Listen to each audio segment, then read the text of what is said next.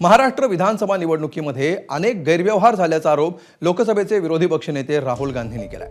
राहुल गांधींनी ठाकरेंच्या शिवसेनेचे खासदार संजय राऊत आणि शरद पवारांच्या राष्ट्रवादीच्या खासदार सुप्रिया सुळे यांच्यासह दिल्लीमध्ये पत्रकार परिषद घेतली। यावेळी 2024च्या लोकसभा निवडणुकीनंतर विधानसभा निवडणुकीआधी तब्बल 39 लाख मतदार वाढले कसे असा सवाल उपस्थित केलाय।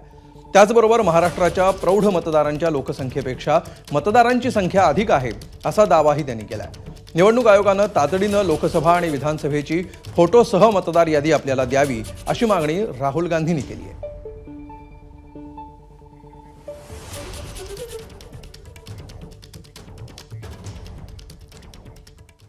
तर लोकसभेचे विरोधी पक्षनेते राहुल गांधी यांनी नेमके काय सवाल उपस्थित केलेत पाहूया। महाराष्ट्र में 9.7 करोड़ वोटर्स हैं। इसका मतलब इलेक्शन कमीशन कह रहा है, देश की जनता को कह रहा है, देश के युवाओं को कह रहा है कि महाराष्ट्र में एडल्ट पॉपुलेशन से ज्यादा वोटर्स हैं। ये कैसे हो सकता है?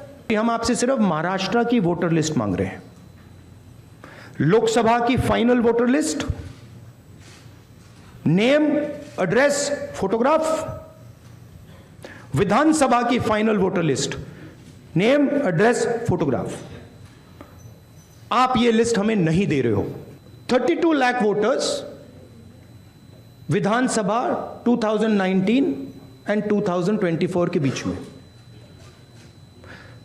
39 लाख वोटर्स मतलब हिमाचल का जो पॉपुलेशन है वो ऐड कर दिया लोकसभा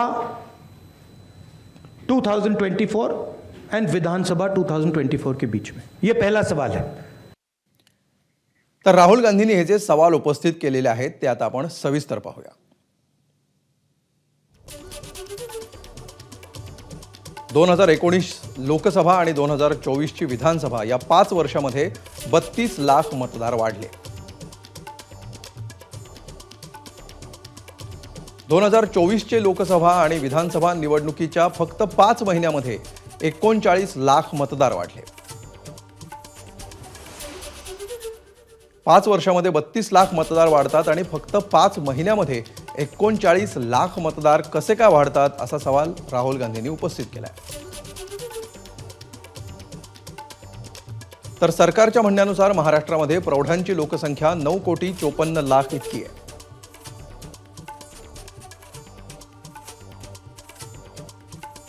निवडणूक आयोगाच्या म्हणण्यानुसार महाराष्ट्रातली मतदार संख्या ही 9,70,00,000 आहे। प्रौढ नागरिकांपेक्षा मतदार जास्त कसे हा राहुल गांधींचा दुसरा मोठा आक्षेप आहे। एकूण प्रौढांपेक्षा 16 लाख मतदार जास्त कसे असा सवाल राहुल गांधींनी उपस्थित केला। त्यांचा तिसरा महत्त्वाचा सवाल आहे, कामठी मतदारसंघामध्ये काँग्रेसला लोकसभेला 1,36,000 मतं मिळाली।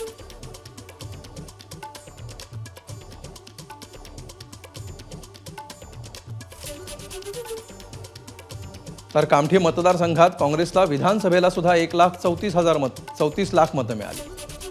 1,34,000 एवढी मतं मिळाली। कामठीमध्ये भाजपला लोकसभेला 1,90,000 आणि विधानसभेला 1,75,000 मतं मिळाली। कामठीमध्ये 35,000 मतदार वाढले, त्यातली 25,000 मतं भाजपलाच कशी काय गेली। चौथा त्यांचा मोठा आक्षेप आहे, आम्हाला विधानसभा आणि लोकसभेला वापरलेली अंतिम मतदार यादी देण्यात यावी, आयोग ही मतदार यादी का देत नाही।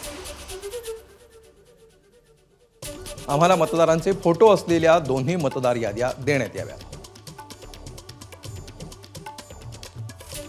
अनेक मतदारांची नावं हटवलेली आहेत, अनेक मतदारांना अन्य मतदारसंघामध्ये हलवण्यात आलंय। काहीतरी गडबड आहे म्हणूनच आयोग वारंवार विचारूनही उत्तर देत नाही।